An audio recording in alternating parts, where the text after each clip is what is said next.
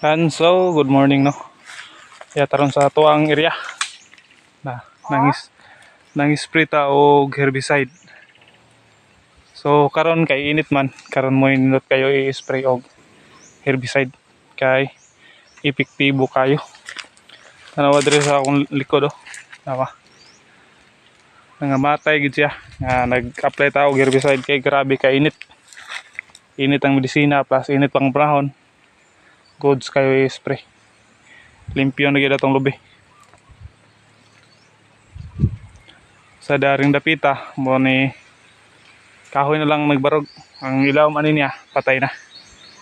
Mo ni nakanindot sa herbicide kay di na ta magsuhol og pakbas. Pa-spray na lang. Pwede ra gatong hinahinayan. Sunod na pod ato ning pamutlo ning mga kahoy. Yeah, kay init naman mo pasilong ra ta. Hinayan rin nato. Mayan lang pod pasingot. Itong lubi nakita na. Buhi na kayong uban. Ay lag din ni masunog. Let's go. Kaya mukhaan patag butong. Tara, namunga na.